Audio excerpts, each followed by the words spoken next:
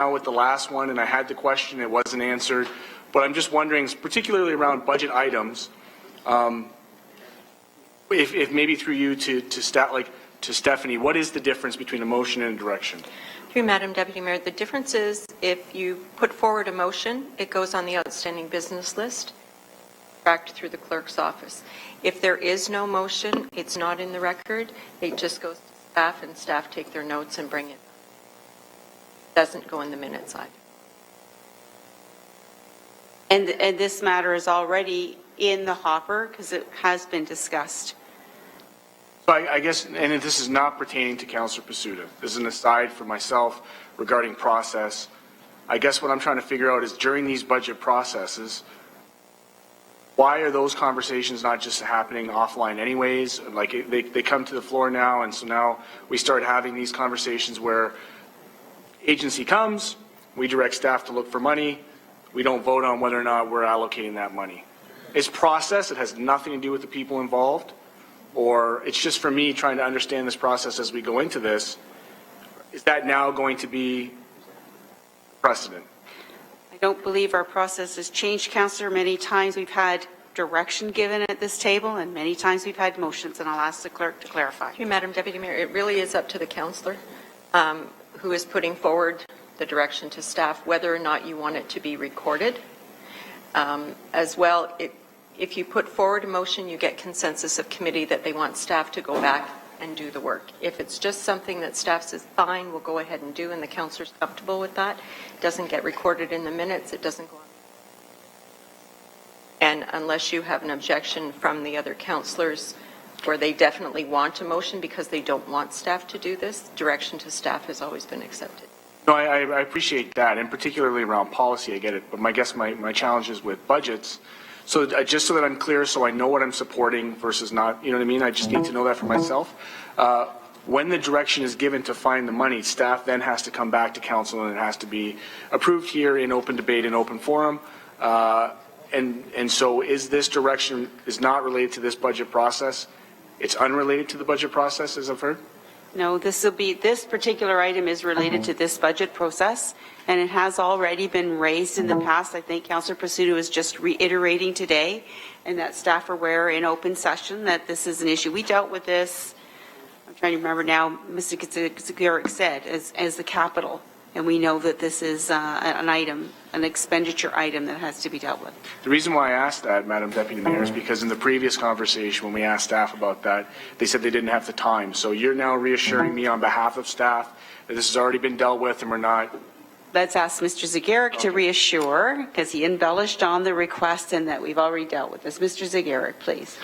So for you, Madam Deputy Mayor, the direction with respect to $200,000 was part of our discussions in December when we presented the capital budget, 2016 capital budget. We identified that we expected additional information to come through today through the boards and agencies presentation. We identified we would expect there to be some direction as it with respect to the capital requirement. And so what, again, with the direction we've received today, staff will report back with options for committee to consider as it relates to the $200,000 pressure request from HCA. So again, options for committee to consider, not a assumed approval and funding source. And Madam Deputy Mayor, only out of consistency, integrity, given the line of questioning I had for one of the previous presentations, I'd be offside to just kind of not further that understanding for myself as we take this recommendation or direction. So thank you for providing clarity. I guess I'll leave it there. Thank you. Councillor Whitehead. Well, on the same matter, motions is the only thing that can direct staff. Let's be clear. Because it's becomes a corporate position. Because you vote, because you're a corporate position, because you're not voting or should impact the work plan, because that can only be changed through direction, or not direction, through a formal motion. So when you talk about prioritizing issues, if it's not a corporate position, then it's not necessarily prioritized based on the fact that it's not a corporate direction through motion. So can I ask through the city manager, how, if I'm incorrect, please correct me. But I'm allowing him to do that. So through you, Deputy Mayor, I see Stephanie from a clerk's position has a comment to make, and then I certainly have in terms of the overall workload that this organization is responsible for. I can certainly comment on that. Thank you, Madam Deputy Mayor. Actually, Councillor Whitehead is not incorrect on this case. It does not change a work plan unless it's voted on by motion. There's no consensus of committee.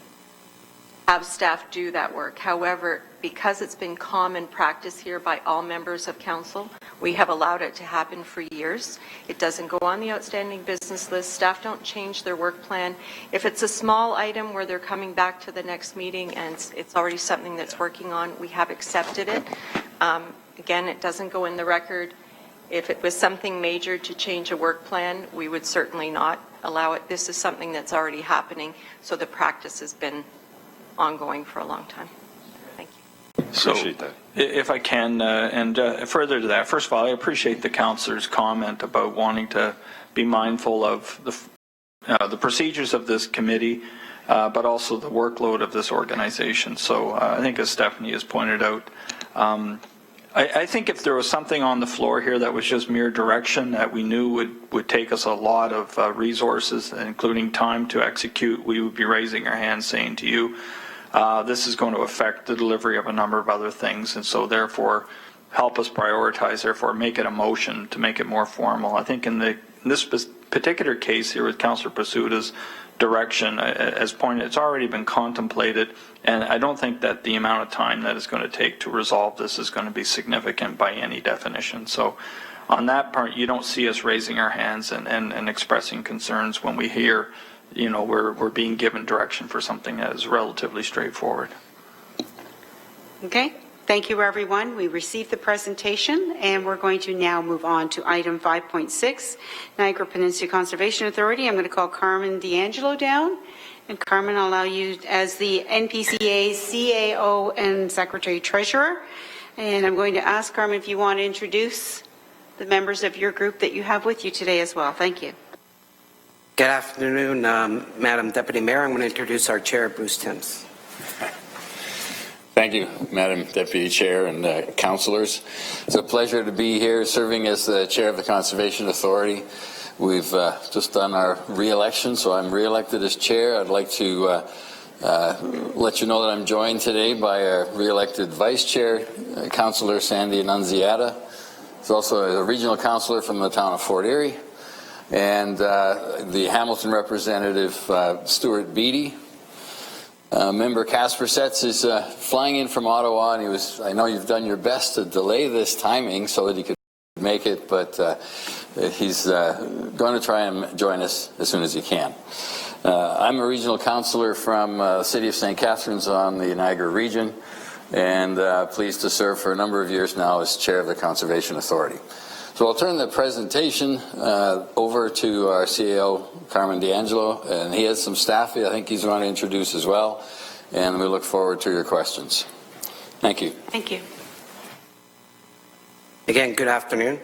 And introduce Peter Graham, who's our Director of Management Programs, and Kevin Valley, who's our Manager of Communication at our foundation. Also express condolences to my colleague Chris in the loss of his mom. So the Niagara Peninsula Conservation Authority is a very large watershed. You can see it's truly a peninsula. It's surrounded by bodies of water, which makes this area very unique, and some of the challenges and opportunities that we have. We are bound by Lake Ontario, Lake Erie, and then the Niagara River.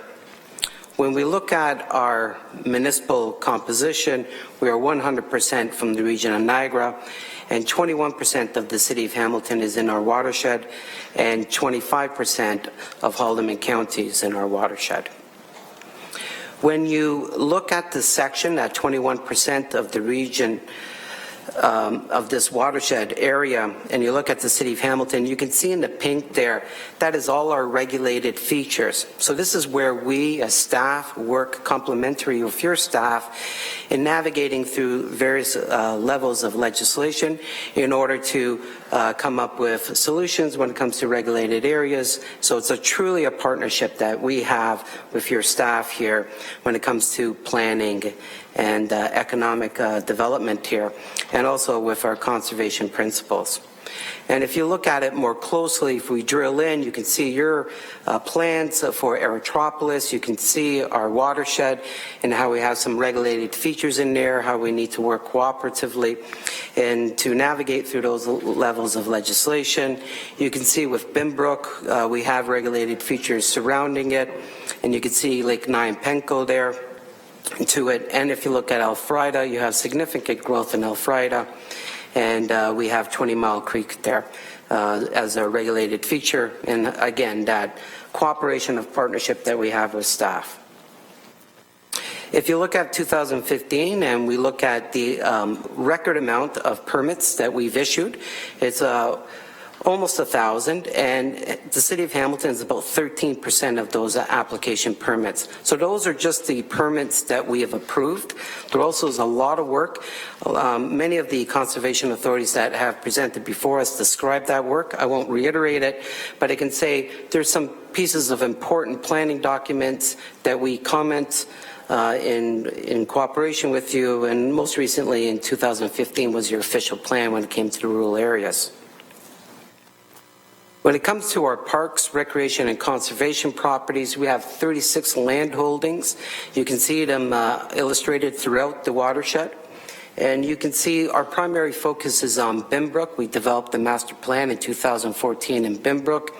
We also have an aggressive management plan for Balls Falls, and we have camping in Chippewa and Long Beach.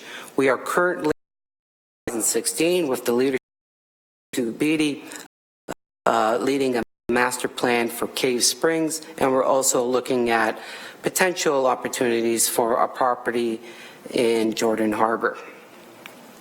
When we refer to the Bimbrook Master Plan, you can see in 2015 we invested about $155,000 in the capital budget, which represents about 14%. In 2016, we are significantly investing in Bimbrook, with 46% of our overall capital budget dedicated to Bimbrook. And if you look at the Bimbrook Master Plan, over the next 8 to 10 years, we're a requirement of about $8 million, so we are looking at opportunities via our foundation and other means and how to acquire funds to support that master plan. Also, just a quick note on Bimbrook, we're also in 2016 going to add staffing there in terms of lifeguards to further ensure there's a nice health and safety environment for the guests that come into Bimbrook. Our 2016 goals, it's still continued as per a strategic plan, a very balanced approach. So that is to manage our watershed's natural resources by balancing environmental, community, and economic needs. This is a watershed that has a vast amount, quite significantly, of wetlands. So we are competing with a number of stakeholders, whether it's a developer, landowner, environmental groups, or municipalities. We have a challenge there, and so we look at the opportunity of finding a balanced approach to mitigate through those issues. Also, we have a policy document which does our regulations, and we looked at it. It was outdated, so we have an ambitious 2-year program led by Peter Graham, and that is a project we call the Living Landscape. So we're looking at our full policy document from top to bottom, reviewing it and make sure it fits into the services we're providing to municipalities. I encourage you to go to our website, livinglandscape.ca, and you can see the consultation process that's been established. Another very ambitious project is we are completely mapping the Welland River from Bimbrook all the way to the Niagara River. The study area is about a 500-meter along the Welland River and its tributaries, and that goes hand in hand with our policy review. We're looking at biodiversity offsetting. The province introduced the topic with their Ontario wetland strategy, and we're looking at, because some of the uniqueness in our watershed, how does biodiversity offsetting fit, and we're looking at it conceptually. For revenue generating, we were approached by a third party, the private sector, on treetop trekking, and we're looking at that at Balls Falls. And again, I reference to the Binbrook Master Plan. So when it comes to the municipal levy, the direction of the Board of Directors that provided to me was to come in at a 0% municipal levy increase. We, through some program efficiencies and looking at it line by line, were able to deliver that. So we're presenting to you and our other funding municipalities a 0% increase at $8.8 million. To further break that down, you can see, and it is under appeal by the City of Hamilton, our formula levy. The Niagara provides $4.2 million. City of Hamilton provides $1.2 million, and Halton County providing $115,000. Special levies are levies that we do in cooperation with the municipalities for those benefits that solely benefit the specific municipality. And we do provide a levy to the region of Niagara of $2.6 million for various dedicated programming like tree. We operate and manage their tree bylaw. And the City of Hamilton is a special levy of about $120,000, and that's predominantly due to the land acquisition program. The levy differential of $427,000, I bring that to your attention, that although, and it's under appeal of the City of Hamilton, that the City of Hamilton's levy increased $800,000, Niagara's should have gone down $427,000, but it was a motion of Niagara Region to understand our capital deficit and has allocated that funding to address our capital needs. If you look at the overall picture of our revenue sources and levy, which is a little bit jumbled here, but it's in your package there. About 60% of our funding comes from the levy and 40% comes from other sources. And we know that's different from other conservation authorities who've been able to turn that around. So the task that I have, we as a management team, under direction of our Board of Directors, is to reduce that pressure on the municipal levy by increasing other sources of revenue. So we're able to hold the line at 0% this year, and next year in 2017 to challenge ourselves of additional revenue sources so we can reduce that pie of 60% down and increase more of that pie when it comes to other revenue sources.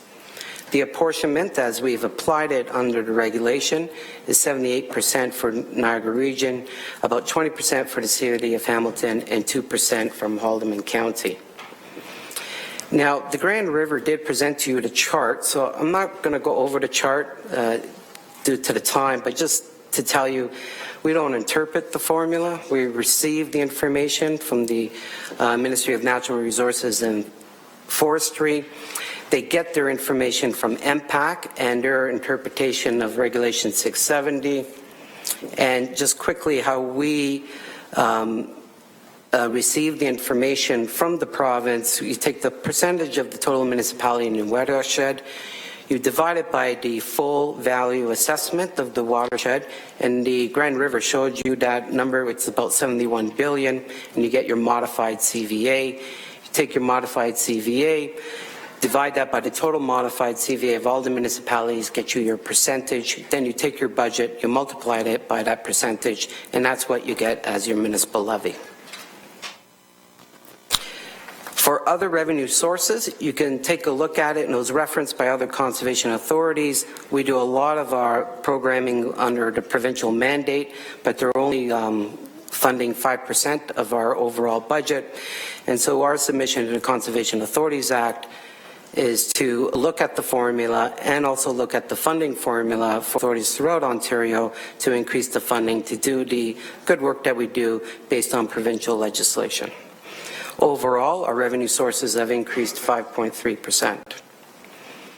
Further direction of our Board of Directors, which also puts a challenge on developing our budget for 2016, is to reduce our dependency on reserves. So we are weaning in order to subsidize our operating costs. So in 2015, we went from $480,000 deriving from our reserves. We brought it down to $245,000 in 2017 to challenge ourselves to further wean ourselves off the reserves. How we spend the money, you can see we've increased our costs. It's about 2%. As referenced with other agencies, it's primarily due to wages and benefits and employee expenses. Our overall capital budget is $2.4 million. Predominantly about $1 million of that is our land acquisition program and our contributions to our capital reserves, which leaves us a balance of about $1.4 million. When we do our 5-year capital forecast, and when you looked at our prioritized capital expenditures in 2016 of $3.1 million, we subtract the $1.4 million that we budgeted for, leaves us with $1.7 million that we have to defer to the following year. And so we're looking at possible, again, other revenue sources in order for us to catch up on our capital deficits in our budgets. However, we've been doing a pretty good job. You can see in 2015, we've allocated about $1 million to our capital projects, and we're able to achieve at a 0% municipal levy increase of $1.4 million for 2016. In summary, we've achieved the guidance that municipalities have provided to us. The region of Niagara asked for 0%, Hamilton asked us for 1%, and Halton, we were able to achieve that. Our revenue increased 5.3%. Our cost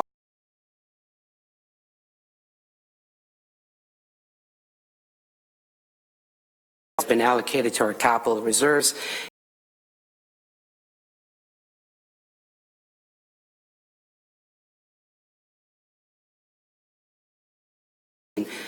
Go into a 10-year capital forecast to further prioritize our capital projects.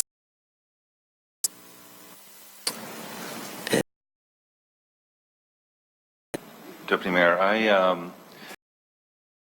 don't see it unless I missed it, illustrated. If we had continued funding from our levy at the historic rate, what would be the differential on this budget? Through you, Chair, to the Councillor, if I understand your question correctly, even if we were to take the apportionment and change the percentage of the apportionment, the budget does not change. So the budget remains at 0%. What's in dispute, appeal from the City of Hamilton, is how we divide up that budget.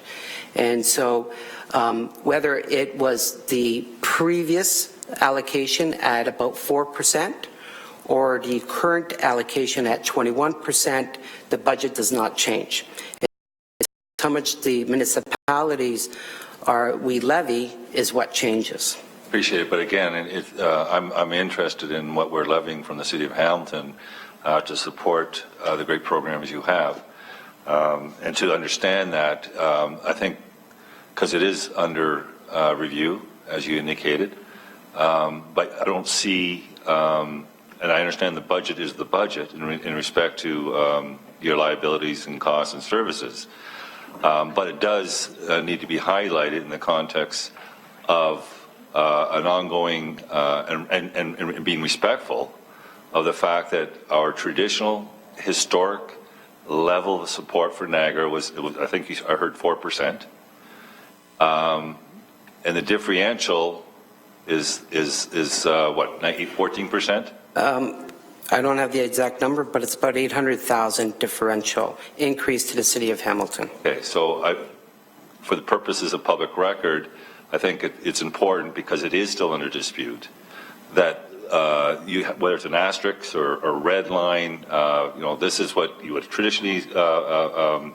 paid out from the tax levy in the City of Hamilton. and this is what you're going to be currently, is this what you're currently paying as a result of the decisions last year? Because I think we need to keep that as a matter of public record, and yet I don't see that reflected there, asterisks, red lines, nothing. Because our taxpayers need to understand that we went from a 4% to almost 1% assessment.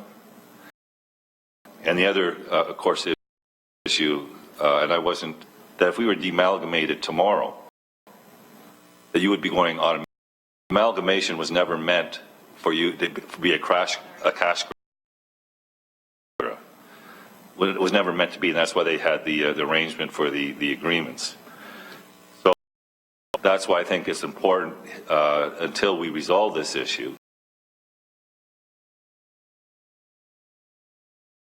Resolution to this matter, and you didn't reflect that in your presentation. Councillor, on the two parameters on the we will. I do have the chart. Ministry of Natural Resources. They're two Excel spreadsheets. It's similar in nature to the one you received.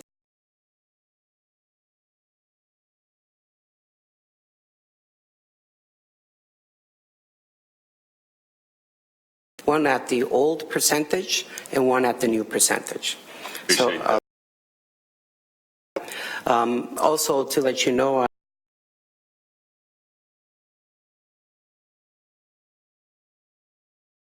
the three municipalities and the Conservation Authority being the NPCA.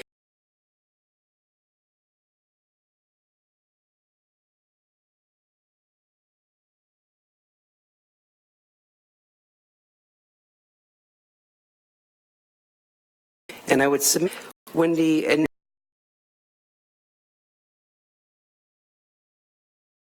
three conservation authorities in the city of Hamilton. Because the region of Niagara and Halton County should have been at that table. Agreement. Because the legislation says that any agreement want to go beyond the formula, any agreement must be made between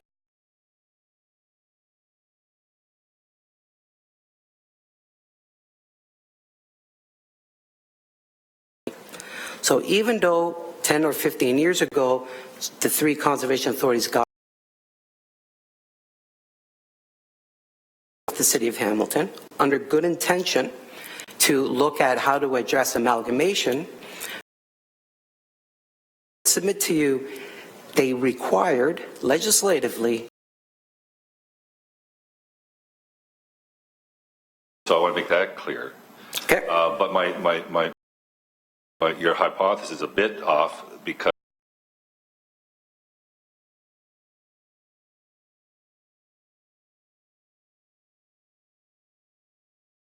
if we weren't amalgamated in place, and you would still be receiving only 4% based on the assessment of those adjacent communities, and as a result of amalgamation, you're trying to take advantage of what the city of Hamilton now brings to that assessment base, which is impacted and why we're having this dispute.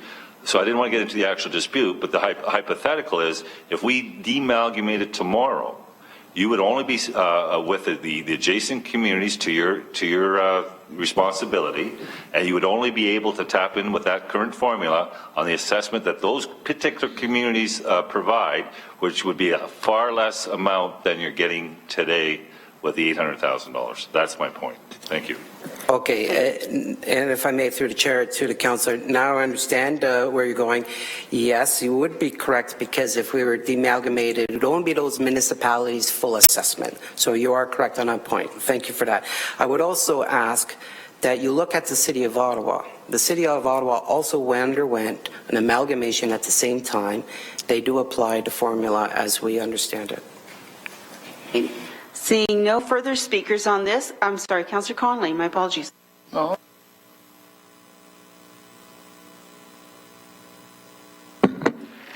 On the Bimbrook master plan, there's 650,000. Sounds good.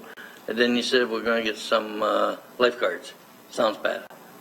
So can you give me a little more clarity on what's happening in Pembroke, only because it's so close to me and I use it.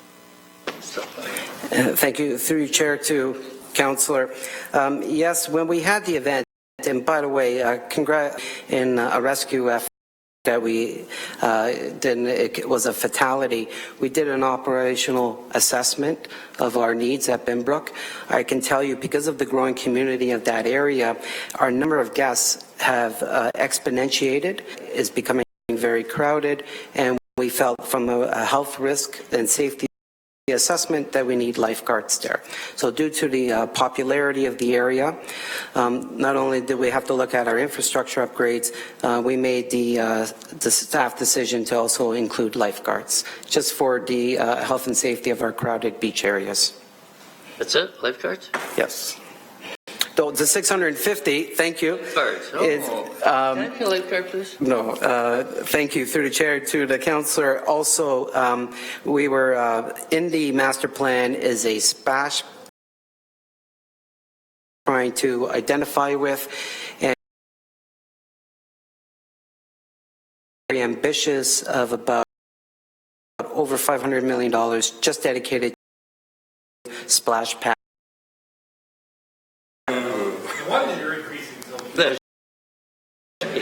Well, here, so I'm trying to focus on the. Thank you very much. Thank you. Seeing no further questions received, moved by Councillor Brenda Johnson, second by Councillor Connolly. All in. It's just related to staff. What is the staff of our appeal with the province presently? Sorry, I missed that. So, I want to hear from Would have staff coming.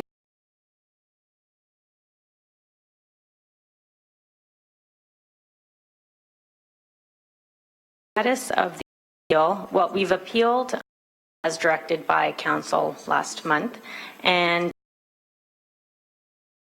the request of the Office of the Mining and Lands Commissioner, as the region of Niagara and Halton County have entered discussions to try to either resolve the issue or on the issues discussion schedule. And if that discussion, we have a mediation. my memory. What's the proposals, or are they awaiting a conclusion from the discussions and meetings?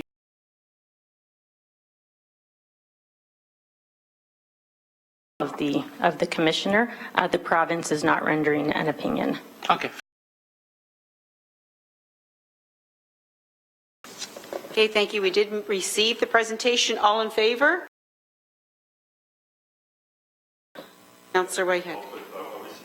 And just further to that question of our staff, so let's move on with the receipt. And you just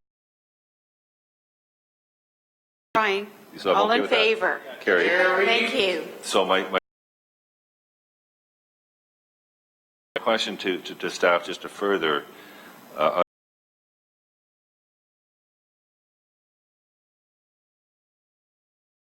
think for public record, city's position is what? Can we leave that out there? Just in a nutshell, with respect to an agreement, and pardon me if I sound like a broken record because I've mentioned these things before, but with respect to an agreement, you don't need to have a written signed agreement in order to have an agreement. So that's part one. Part two is that there are different interpretations of the form, and the legislation is open.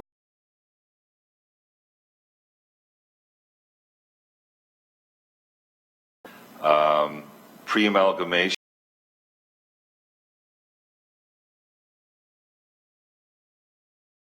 former communities,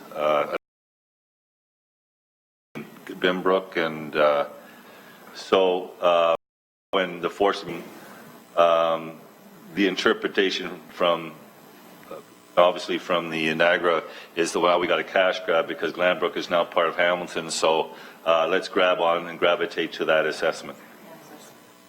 Through the chair, the NPCA's interpretation of the formula is as you described it. However, the city of Hamilton's interpretation of the formula is that you can only you can only levy the properties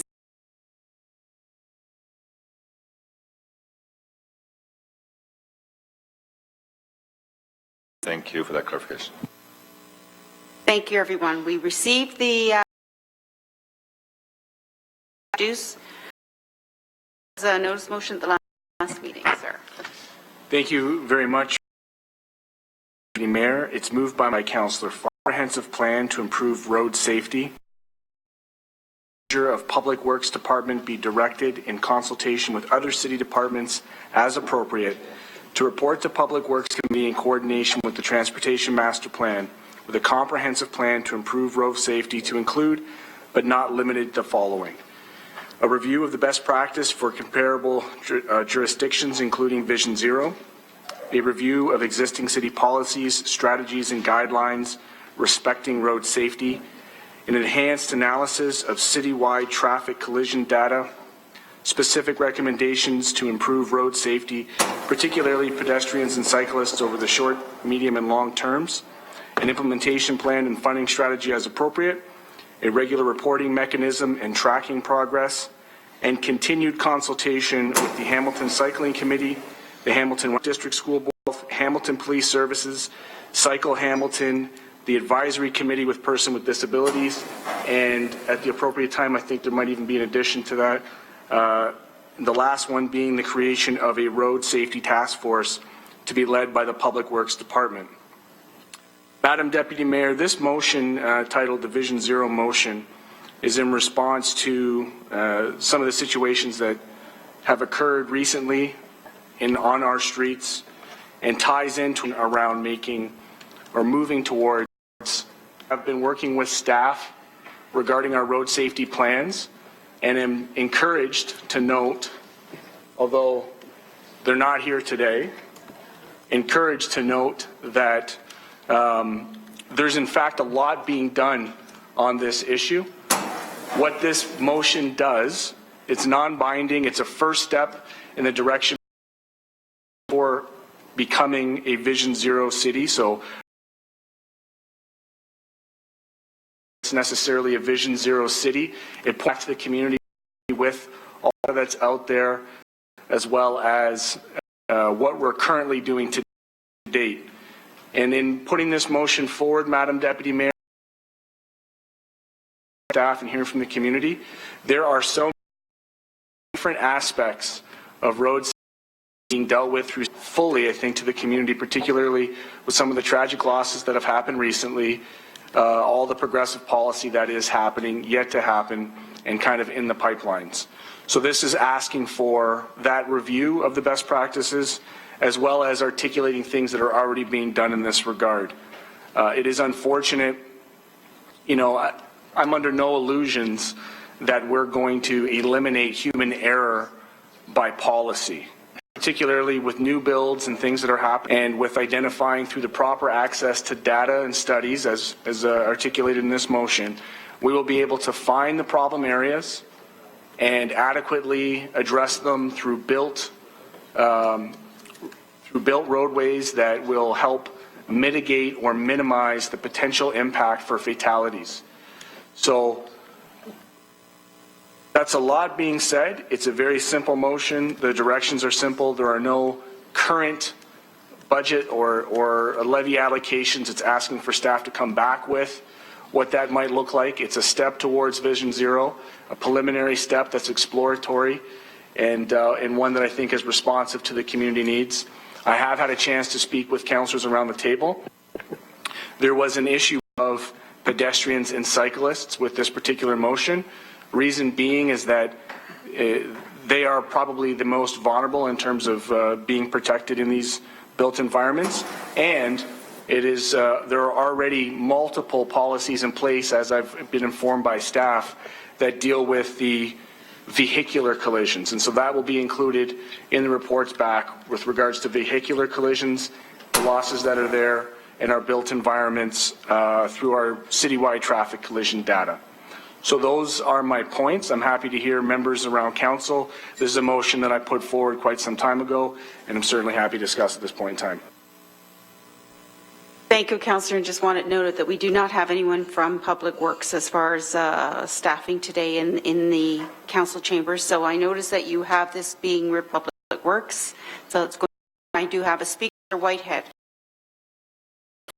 Ferguson. Councillor Jackson, please.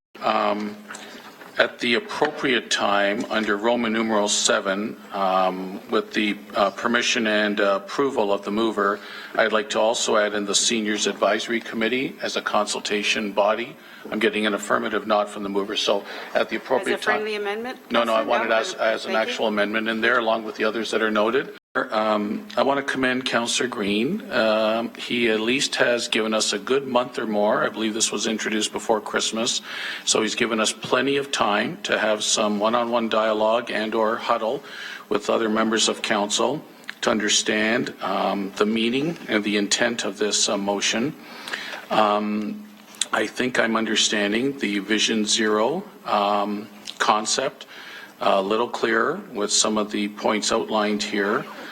I'm encouraged and relieved to hear at this time, given the potential magnitude of where this might lead us, hypothetically, that it is non-binding, and the mover has used the word non-binding. He's used the word exploratory, because there could be lots of machinations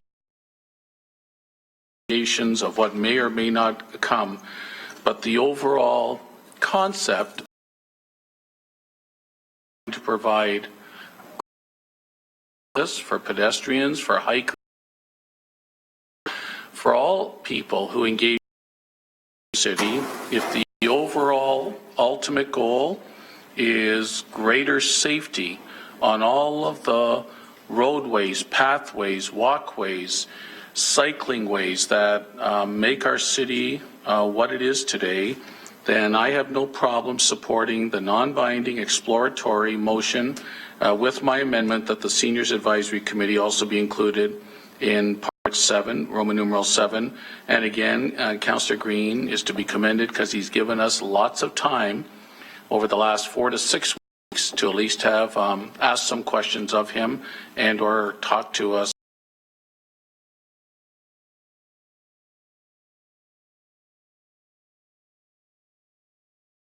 Having conference with Mike from Ward 3 on it now, and appreciate all his good work in this and other community safety initiatives, particularly emphasis on articulating, Madam Deputy Mayor, the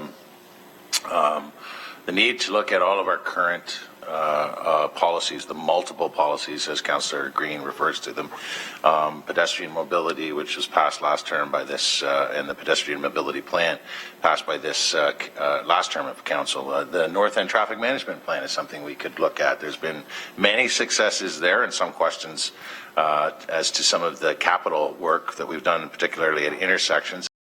But good 5-year North End Traffic Management pilot, and of course initiatives, and that's just scratch. This is in depth, and it may take a bit of time, but I think it's extremely prudent, and it certainly answers a growing community call. And again, I commend Councillor Green for answering that call in a formal motion that's before us today.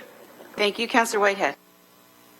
Thank you, Madam Chair. I appreciate the motion being before us today too, and I've had discussions with staff, and the challenge about having a discussion on a motion that deals specifically with a particular department and not having any staff here to respond to any questions you have makes it very difficult to have a robust, comprehensive and holistic discussion on the motion. So I want to put that out there first.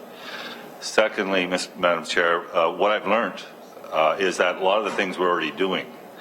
We have a walkability, pedestrian walkability policy and process. We have a cycling and safety, we have a cycling committee in process. And then I think I heard on the vehicle thing, we're doing a lot of things on the vehicle. When I looked at Vision Zero, it really talked about all users all users of our road network. It didn't prioritize one group over the other. People use the roadway, whether they're walking. Rates and death rates in this community much higher with vehicles than in the other areas, and yet we're really specific to focus our three significant stakeholders system. So the only ask I have, and I did mention this in fairness to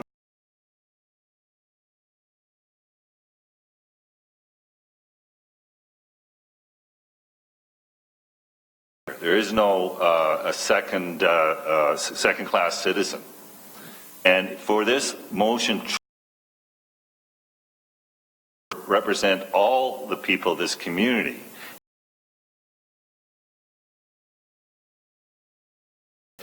when it says in 4, specific recommendations to improve road safety, particularly for pedestrians and cyclists, it needs to be vehicle traffic. They are major in our roadway system.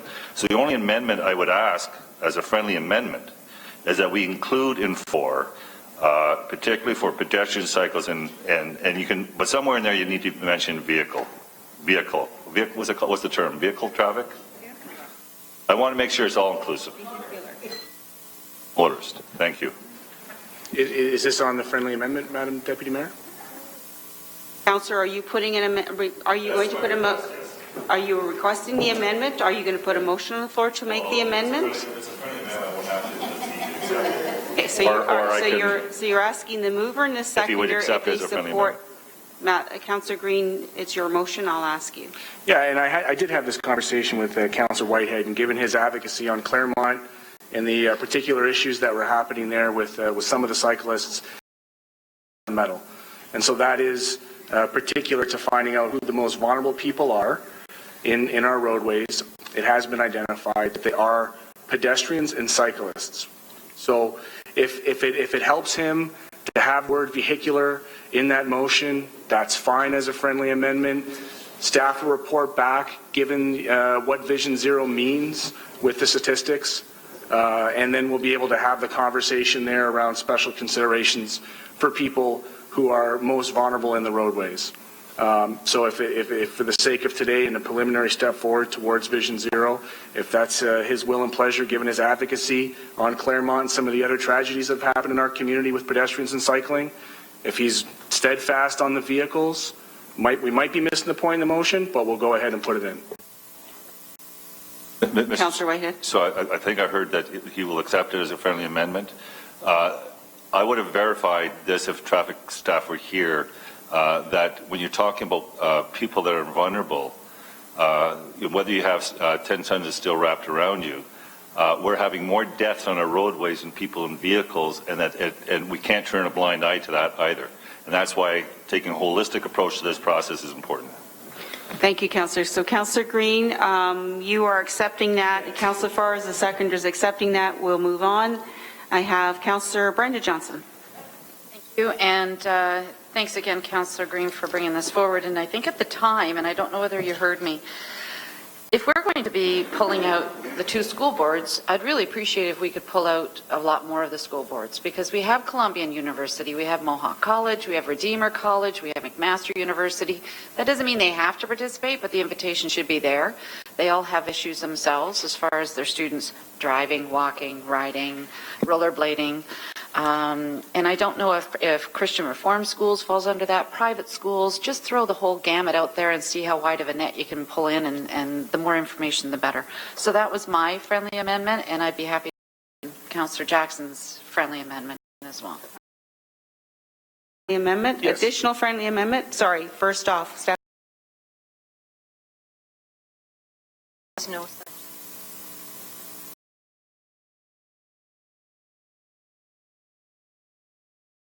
Councillor Green. Yes. So I had the meeting as early as this week with staff just to clarify friendly amendments or suggestions to make this as best as we possibly can. Anybody interested in safe roads? Thank you. Councillor Marula. Thank you, Madam Chair. Let me just start off by saying that really this is something that we should have done years ago. I know we have on the books a motion I brought forward in 2007 and then reaffirming in 2014, lobbying the province for pedestrian right-of-way legislation, similar to other jurisdictions, not only in Europe, but also in Canada. At present, pedestrians only have right-of-way at controlled intersections. And frankly, with the pedestrian rate of deaths that we do experience here in Hamilton, clearly this is needed more so today than ever before. The province has moved to some degree along those lines. They have amended the legislation, but we need universal pedestrian right-of-way legislation, and we need that as soon as possible. So if I can move that we include that, and I've spoken to the mover accordingly, and so he'll be seconding that, reaffirming our position with respect to the need for the pedestrian right-of-way legislation that Council in 2014 and 2007 approved accordingly. And along those lines, I think it's important that to recognize that complete streets, including cycling lanes, frankly tries to create some sort of equality between all means of transportation. You can't compare safety of a vehicular traffic versus that of the vulnerability of a pedestrian on a road. So I think to compare that is nonsensical. And you also have to understand that cycling lanes aren't only for cycling. Cycling lanes also buffer vehicular traffic to the pedestrian. And I can say firsthand that if it wasn't for the cycling lane on York Boulevard at Park Street, I think I would literally be dead today. And it happened only a few months ago. In traveling or walking to Good Life Fitness, I had forgotten that York Street or York Boulevard had gone two ways. So I looked to my right, understanding that it was only easterly traffic. I stepped out, my foot landed on that cycling lane, truck, literally I could feel it across my nose. So the reality is that cycling lane saved my life, and I can say that with a great deal of confidence and certainty. So it's not about the bicycle that was traveling down that road, but it's about pedestrians and buffering the traffic with those pedestrians. So again, I'm not sure why we're trying to create an adversarial environment between vehicular traffic and pedestrian traffic and cycling traffic. Everybody exists in our community, hence we need to create policies accordingly. The cyclist that's traveling on his bicycle is paying taxes as well, hence they need to be represented. Not to mention the pedestrians and the public transit user. All these people pay taxes. To think that one almighty vehicle is superior to all is a little predated. So let's just try to not create an adversarial scenario. Just let's focus on trying to make the best of what is really a bad situation presently. And at present, we have a system that is conducive to making one means of transportation far more unsafe than others. And so let's try to create an equal playing field. Thank you very much, Madam Chair. Thank you. Councillor Ferguson. Thank you. And Councillor Green did give us lots of advance notice on this. It wasn't a notice of motion that came up in council, got deferred to GSC, and went to wordsmith and went to another GIC. My only problem is, why is it being brought up at a budget meeting when the only staff sitting in here is two finance staff? In a regular GIC meeting, you would have Jerry Davis. We could arrange maybe even for Martin White and Alan Kirkpatrick, who will do all the work on this in the audience, so I could ask them questions. So why is it here during a budget meeting? Stephanie, no. Clerk, please. Here, Mr. Deputy Mayor, Madam Deputy Mayor, it did originate, I believe, at GIC as a notice of motion. Then it was put on a subsequent one. And at the last meeting on Friday, Councillor Green determined that he wanted to leave it. So it is still here. It will go to council and end up at Public Works. But like others, they often come forward here. But this is an operational issue. It's not a financial one. Maybe some financial consequences, but I just want to know, clear. I'd love to be able to ask Jerry Davis, what is being suggested here? Are we not? Well, you'll be able to at Public Works. Exactly. You'll be able to at Public Works. That's why I said at the beginning, there is no staff here today, but direction is for this to be as appropriate to report to Public Works. Councillor Green, you want to? And I appreciate that, Madam Chairman. However, it's going to take a ton of work, I think. I don't know, because I can't ask them to put this together. And if we're already doing this, then I would ask the question, then why is it necessary? But I don't know the answer to that question. Being coming back at a budget meeting, a regular GIC would be more appropriate for at least the... Madam Deputy Mayor, it was raised at a GIC budget meeting, therefore I had to put it on to a next one, unfortunately. Yeah, I'm not being critical of clerks for putting it on today. Thank you. I'm just suggesting that it would be more appropriate if the staff that have to do the work are sitting up there. We can ask them questions. And I raised it at the beginning when the motion was coming forward. Councillor, appreciate it, but the good councillor did present this, as the clerk said, at a previous budget meeting. So it is appropriate that this stays on that train of meetings until approved or ratified at council, and then the direction from the motion goes from there. Did you wish to, Councillor? I'm happy to speak to that. Well, Councillor Ferguson has the floor still. Councillor Ferguson. And I don't want to have to oppose this because I don't know. If you don't know what to do, you don't support it. And until I get the answer to the question, what's this going to cost? And what is it asking us to do that we're already doing? I can have to, if Jerry sat there and said, it's all new and it'll cost nothing, fine, great, let's go. Because you're right, the decision point is at Public Works once they've done the research. Report it back to us, which I suspect will take quite some time because there's an exhaustive list here. And second, and so if you insist on driving it today, I'm going to oppose it because I don't have the answers to the questions, which is unfortunate. And also, I don't see anywhere in the motion where what Councillor Jackson spoke to, which was this is a non-binding exploratory. I don't see that here unless I can't. He may have said it in his preamble, but I don't see it in the motion as being a non-binding exploratory. And so those are my comments. Thank you. I will go to the movers to elaborate on the comments made. Councillor. Very comprehensive, laid out motion, doing all the right things, checking all the right balances, and conversation with clerks about where it should end up. Had I wanted to, I could have moved the rules at council and just had called the question there. If people want to vote against road safety, that's their prerogative. They can do that. This is directed to Public Works for a full conversation with no budget implications as per the motion. The motion is very clear. The motion says that the implementation plan and funding strategy will be reported on. There is no capital cost to this. There's no levy cost to this. I've given you guys ample time. At this point in time, I'm confident to call the question. You want to vote against road safety, feel free to do that. Councillor, we're going to move on to the speakers list, though. Councillor Connolly. Thank you.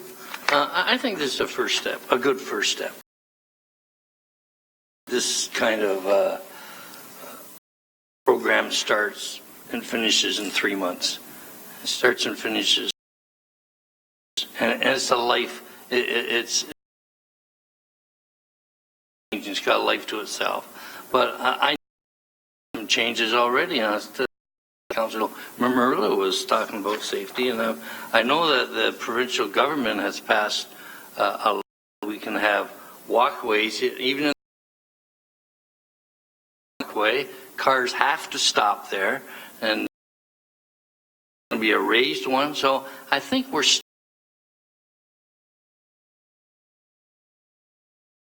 if you think it's going to happen overnight, you're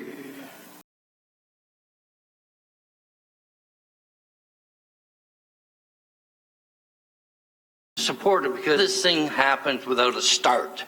And to me, this is just a start of talking, of getting ideas, of formalizing some thing.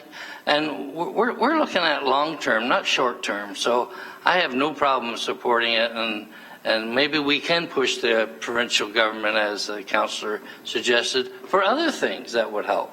You know, but it's going to be a long, slow process, and let's have some patience. Let's have some patience. Thank you. Sorry, just a second. I had Councillor Pasuda. On that item, though? No, I have Councillor Pasuda. I have not.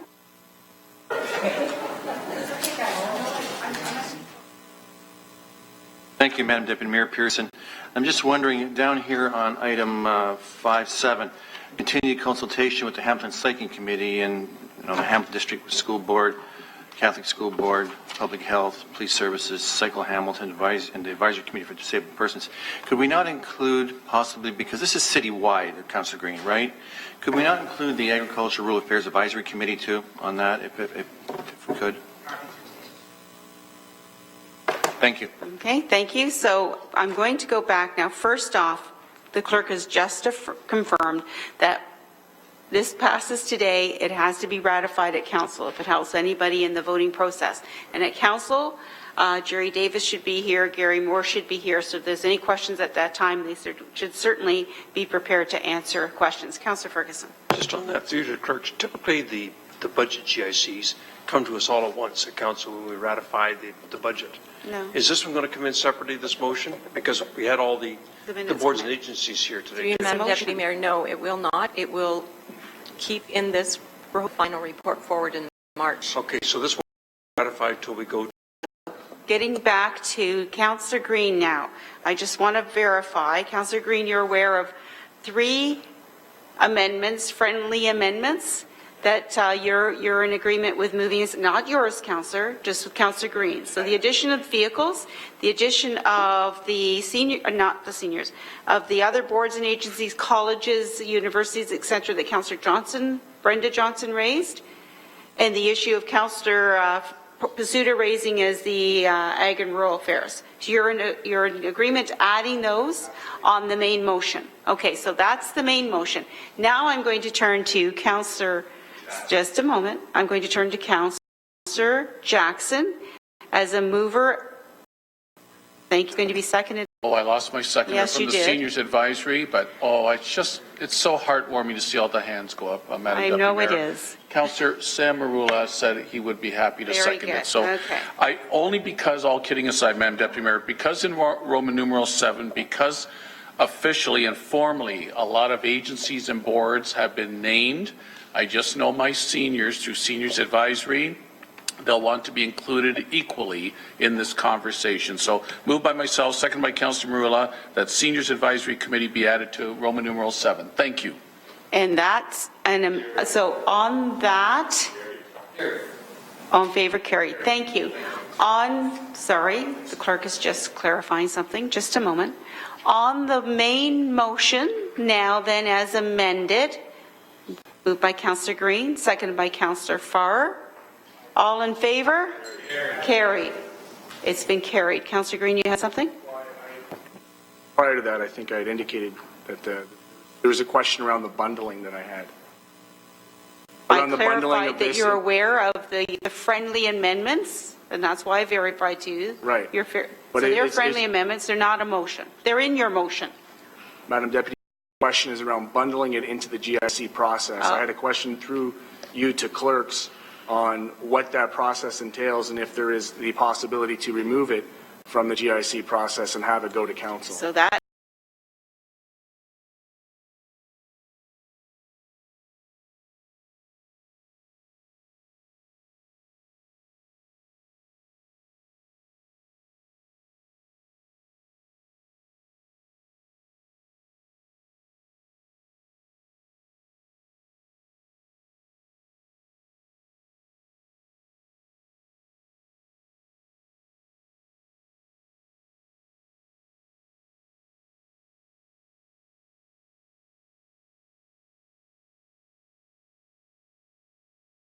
today, seeing nothing, motion to adjourn. Councillor Marula, second by Councillor Connolly. All in favor?